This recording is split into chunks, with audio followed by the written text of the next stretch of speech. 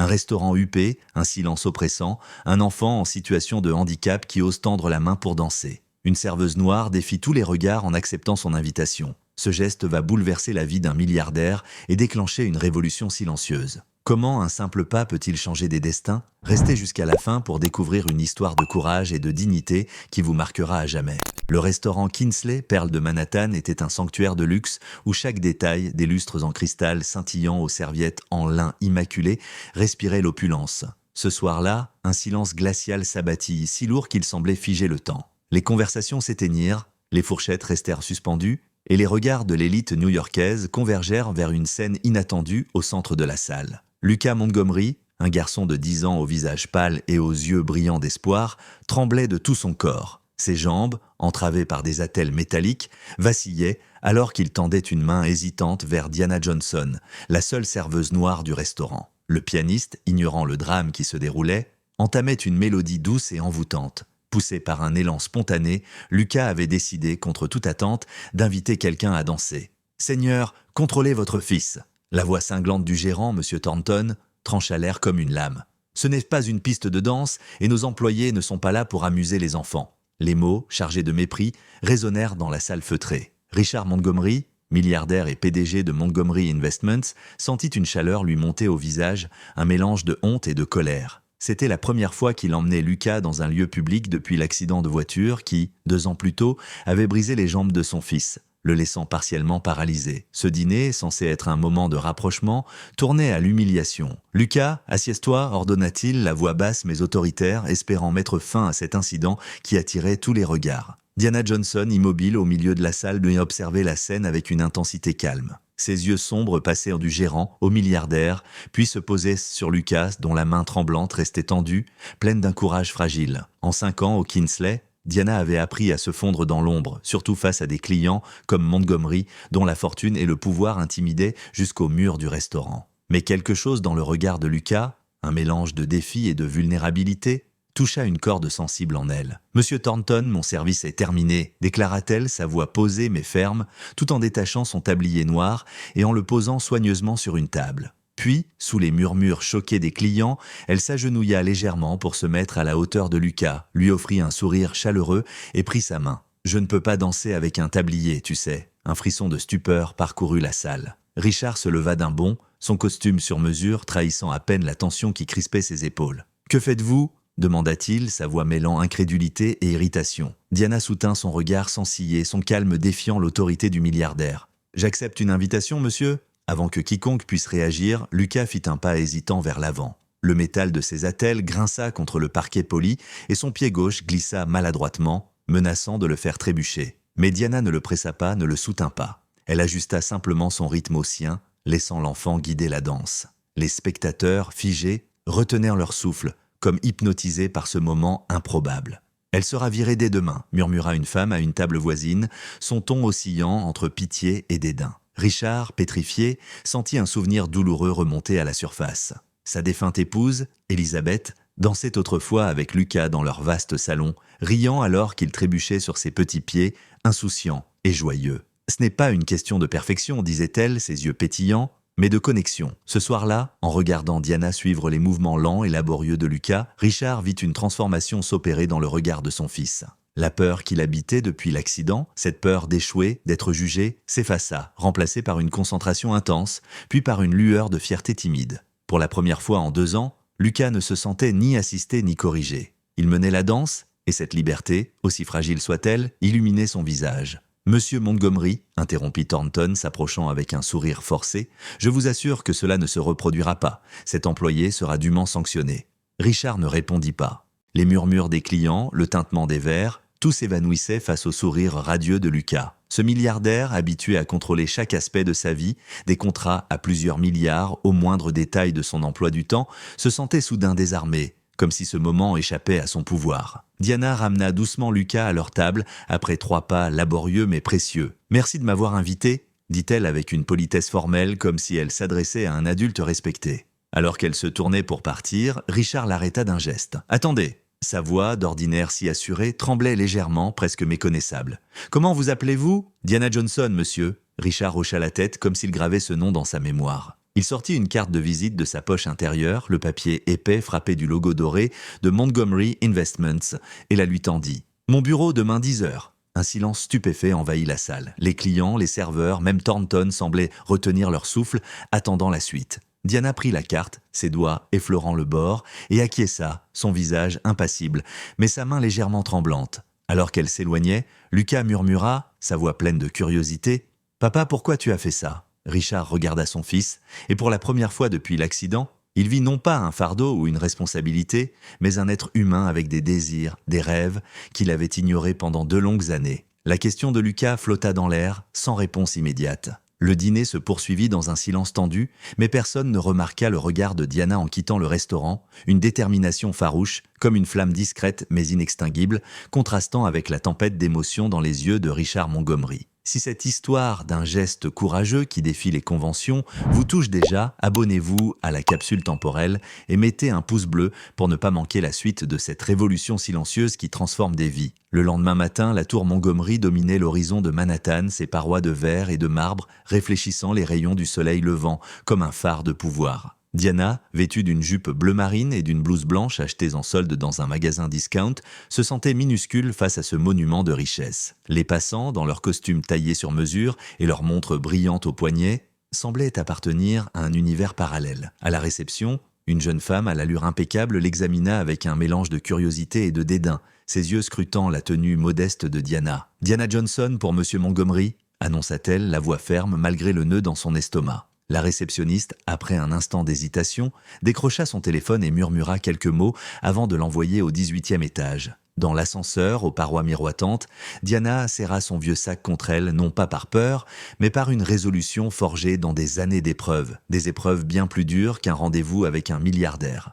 Madame Winters, une femme d'une 40aine d'années à l'allure stricte, l'accueillit avec une froideur professionnelle. « Monsieur Montgomery est en vidéoconférence. Suivez-moi. » En traversant les couloirs aux murs réfléchissants, Diana sentit les regards des employés, certains discrets, d'autres ouvertement curieux. Une femme noire escortée par une cadre dans cet univers d'élite était une anomalie, un événement digne de chuchotement. Dans une salle d'attente au meuble design, Winters brisa le silence. « Il va vous faire virer, n'est-ce pas ? Les clients comme lui appellent, et les gens comme vous perdent leur travail. » Elle ajusta ses lunettes, son ton presque clinique. « Vous savez, les employés qui ne restent ça pas à leur place ?» Diana esquissa un sourire sans chaleur, ses yeux brillant d'une lueur de défi. « Et quelle était ma place exactement ?» Avant que Winters puisse répondre, son téléphone vibra. « Il est prêt à vous recevoir. » L'immense bureau de Richard occupait la moitié de l'étage avec des fenêtres du sol au plafond, offrant une vue vertigineuse sur Manhattan, la ville s'étendant comme un échiquier à ses pieds. Richard, debout, contemplait l'horizon, son costume sombre soulignant sa silhouette imposante. « Mademoiselle Johnson, merci d'être venue, » dit-il, désignant une chaise en cuir. Le silence qui suivit était calculé,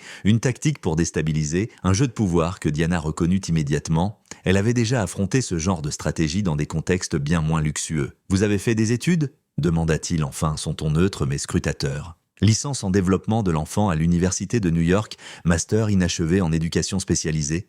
répondit-elle, la voix posée sans détourner le regard. Une lueur de surprise passa dans les yeux de Richard, rapidement masquée. « Et vous travaillez comme serveuse ?»« 3 emplois, corrigea Diana. Le restaurant, une librairie et tutrice quand je trouve des élèves. » Richard s'approcha de son bureau et prit une chemise cartonnée marquée de son nom. « J'ai fait des recherches sur vous, mademoiselle Johnson.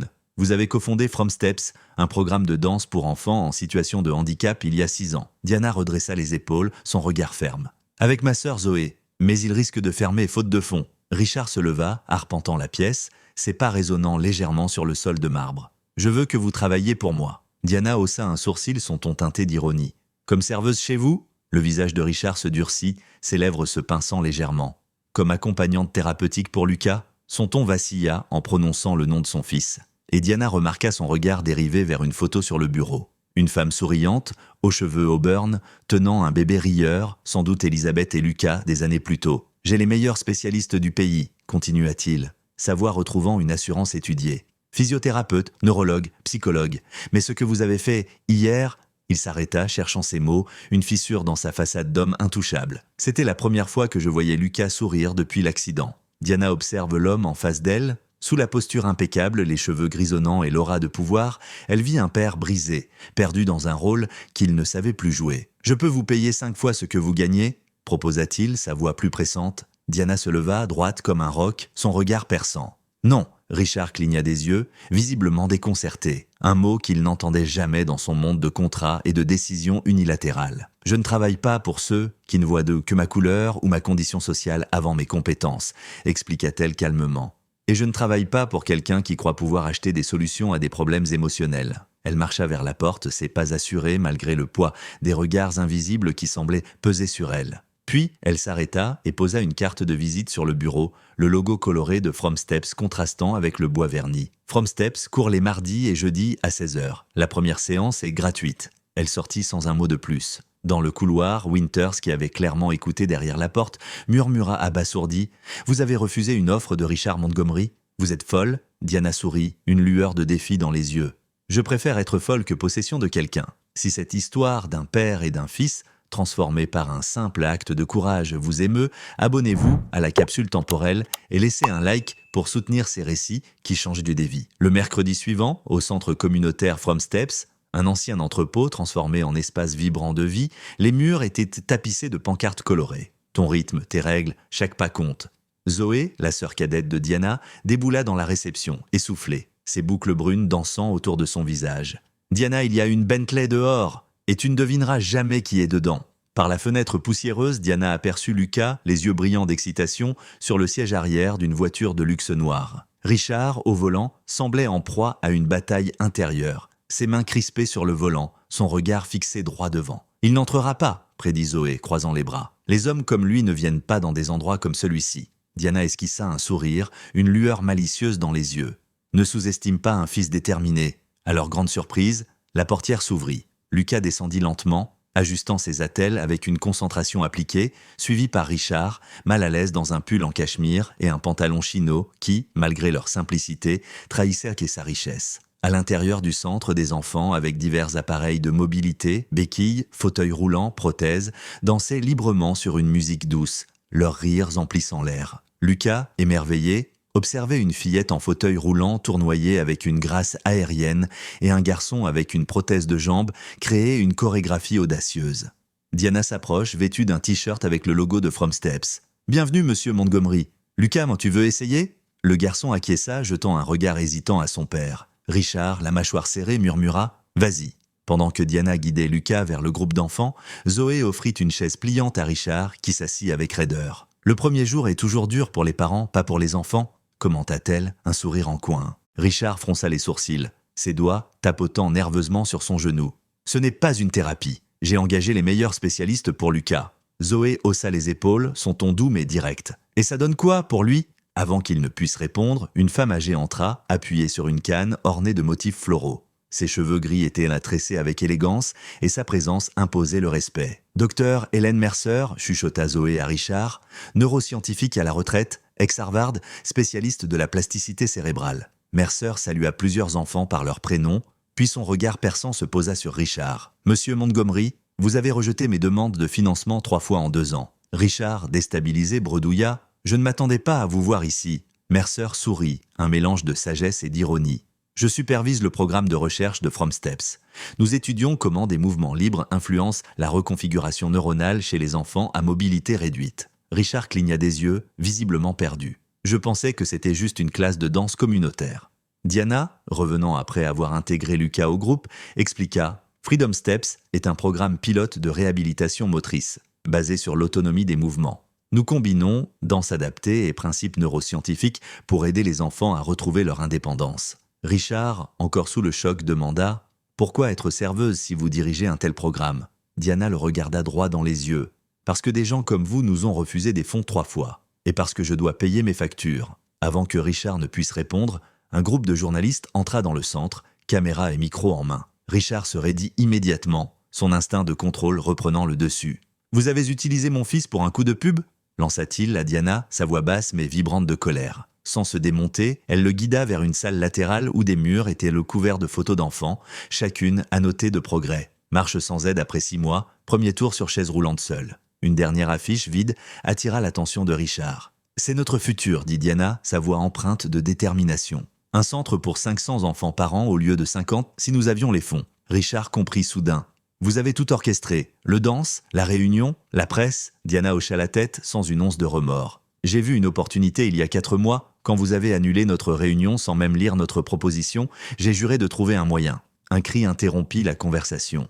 Zoé, depuis la salle principale, appelait « Diana, c'est Lucas !» Ils se précipitèrent. Au centre de la pièce, entouré d'autres enfants, Lucas venait d'enlever une de ses attelles. Soutenu par un seul support, il tentait de tenir en équilibre, son visage crispé par l'effort. Richard fit un pas en avant, prêt à intervenir, mais Diana posa une main sur son bras. « Attendez », murmura-t-elle, « regardez ». Lucas prit une profonde inspiration, ses petits poings serrés. Puis, sous les yeux ébahis de tous, il fit un pas complet, seul, tremblant mais déterminé. Le mouvement était petit, maladroit, mais il était à lui. Les enfants autour de lui éclatèrent en applaudissements, leur voix résonnant comme une vague de joie. Les flashs des caméras crépitèrent, capturant l'instant. Richard, habituellement maître de ses émotions, sentit ses yeux s'embuer, une larme menaçant de trahir son masque d'impassibilité. « C'est ça, Freedom Steps », murmura Diana, sa voix douce mais ferme. « Ce ne sont pas des pas parfaits, ce sont des premiers pas. Si cette transformation incroyable vous inspire, abonnez-vous à la capsule temporelle et mettez un pouce bleu pour soutenir des histoires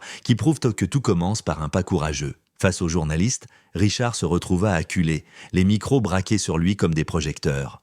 Un reporter, un jeune homme à l'air ambitieux, s'avança. « Monsieur Montgomery, pourquoi êtes-vous ici aujourd'hui? Est-il vrai que votre fondation a refusé de financer ce programme 3 fois ?» Richard regarda Lucas, qui continuait à s'entraîner, inconscient du tumulte médiatique, son visage illuminé par une concentration pure. Puis, à la surprise générale, surtout celle de Diana, il esquissa un sourire rare, presque vulnérable. « Le plus dur, pour quelqu'un comme moi, dit-il, sa voix résonnant dans la salle, c'est d'admettre qu'on s'est trompé. » Les murmures s'arrêtèrent net. La Fondation Montgomery est fière d'annoncer un financement intégral pour Freedom Steps pour les 5 prochaines années, ainsi que la construction d'un centre de réhabilitation permanent basé sur la méthode développée par la Dr Mercer et Mademoiselle Johnson. Les flashs redoublèrent d'intensité. Zoé, à l'écart, étouffa un cri de joie, ses mains plaquées sur sa bouche. Richard ajouta, son regard fixé sur Diana, « Avec une condition, que Mademoiselle Johnson conserve une autonomie totale sur le programme, sans ingérence corporative. » Diana, pour la première fois, sembla prise de court, ses yeux s'écarquillant légèrement avant qu'elle ne retrouve son calme. Les journalistes se pressèrent, posant des questions, mais Richard n'avait d'yeux que pour Lucas qui, inconscient de la tension, continuait à pratiquer son nouveau pas avec une détermination farouche. 3 mois plus tard, les excavatrices grondaient sur le terrain du futur centre Freedom Steps, un ancien entrepôt transformé en un espace conçu pour les enfants. Ce n'était pas le projet le plus luxueux financé par la Fondation Montgomery, mais chaque détail, des rampes inclinées aux espaces de repos adaptés, avait été pensé avec les familles et les enfants eux-mêmes. Diana supervisait souvent les travaux, un casque de chantier sur la tête, un sourire discret sur les lèvres. Lucas venait régulièrement, parfois accompagné d'autres enfants du programme, ses attelles de moins en moins visibles à mesure que ses pas gagnaient en assurance. À la surprise continue de l'équipe, Richard apparaissait aussi, souvent en silence, observant les progrès depuis une chaise pliante, un café à la main. « Je ne pensais pas que vous viendriez aux réunions du conseil », lança Diana un après-midi, alors qu'ils examinaient des plans d'architecte sous un soleil éclatant. Richard, un article scientifique sur la neuroplasticité couvert de notes colorées devant lui, soupira, frottant ses yeux fatigués. « Je ne pensais pas devoir étudier ça à 50 ans, mais me voilà. » Diana l'observa avec curiosité. « C'est une pénitence publique ou vous vous investissez vraiment ?» Richard hésita, son regard dérivant vers Lucas qui jouait avec d'autres enfants à quelques mètres. Lucas a demandé à enlever sa 2e attelle la semaine dernière. Diana sourit. Il me l'a dit. Son ancien kiné disait que c'était impossible avant 2 ans. Richard hocha la tête, un sourire amer aux lèvres. Je l'ai licencié après que vous m'ayez dit qu'il avait tort. Diana désigna une photo de Lucas en équilibre avec un seul support, accroché sur un panneau temporaire. Il progresse plus vite que tous les pronostics médicaux. Richard baissa les yeux, sa voix plus douce. « Pourquoi n'acceptez-vous jamais mes excuses ?» Diana haussa les épaules, son ton direct mais sans rancune. « Vous avez redirigé des fonds, changé vos politiques, financé notre programme. Ce n'est pas une excuse, c'est une compensation. » Richard acquiesça lentement, comme s'il digérait ses mots. « Juste », murmura-t-il, un mot qu'il prononçait rarement. 6 mois plus tard, l'inauguration du centre Freedom Steps fut un événement vibrant, en contraste total avec la froideur de cette soirée au Kinsley. L'espace, lumineux et entièrement adapté, grouillait d'enfants en mouvement, certains en fauteuil roulant, d'autres avec des béquilles, tous libres de danser à leur rythme. Au centre de la salle principale, Lucas, désormais avec un léger support à la jambe gauche, guidait une petite chorégraphie avec 3 autres enfants. Ses mouvements restaient limités, mais ils débordèrent d'une confiance que nul médecin n'avait prévue. Richard, en retrait, observait sans intervenir, ses mains croisées, un mélange d'émotion et de retenue sur le visage. Diana s'approche discrètement. « Il n'a plus besoin qu'on le porte. » Richard acquiesça, sa voix basse. « Mais il a besoin que je sois là. C'est une différence cruciale. » Il se tourna vers elle, ses yeux plus doux qu'elle ne l'aurait cru possible. « Merci. »« Pourquoi ?» demanda-t-elle. « Pour m'avoir appris à suivre. » Une journaliste s'avança, son micro prêt. « Monsieur Montgomery, que ressentez-vous en voyant les progrès de votre fils ?» Richard regarda Lucas, qui aidait une fillette plus jeune à tenir en équilibre, ses gestes patients et encourageants. « Je suis fier, répondit-il, sa voix claire, non pas de ce qu'il a surmonté, mais de ce qu'il crée pour les autres. » La journaliste insista. « Quelle est la leçon la plus importante que vous avez apprise dans ce voyage ?» Richard fixa la caméra, son regard inhabituellement vulnérable. Les vrais leaders ne sont pas ceux qui imposent leur chemin, mais ceux qui ont le courage de suivre quand quelqu'un montre une meilleure voie. La foule, composée de familles, d'enfants et de membres de l'équipe, applaudit spontanément, et Diana, pour la première fois, esquissa un sourire sincère en direction de Richard. Un an plus tard, Freedom Steps s'était étendu à 3 nouvelles villes, de Chicago à Seattle. Diana reçut un prix national pour son innovation en réhabilitation pédiatrique et sa méthode, validée par des études, commença à être intégrée dans des hôpitaux à travers le pays. Lucas, désormais capable de marcher avec un simple bâton les jours difficiles, intégra une école classique et devint le jeune porte-parole du programme, inspirant d'autres enfants à trouver leur propre rythme. Ses discours, simples mais puissants, touchèrent les cœurs, montrant que les limites physiques n'étaient rien face à la détermination. Richard, lui, apprit la leçon la plus difficile de sa vie. Le vrai pouvoir ne réside pas dans le contrôle absolu, mais dans la capacité à lâcher prise et à laisser les autres briller. Dans un monde où les puissants changent rarement de perspective et où les invisibles restent dans l'ombre, l'histoire de Richard, Diana et Lucas nous rappelle que la transformation naît lorsque l'on dépasse les barrières invisibles, celles du statut, de la couleur, des préjugés. Quand un milliardaire apprend d'une serveuse, quand un père suit les pas de son fils, tout devient possible. Si cette histoire d'un simple pas de danse qui a bouleversé des vies vous a touché en plein cœur, abonnez-vous à la capsule temporelle et mettez un like pour découvrir d'autres récits qui prouvent bien que les révolutions les plus profondes commencent par un geste authentique et le courage de le suivre.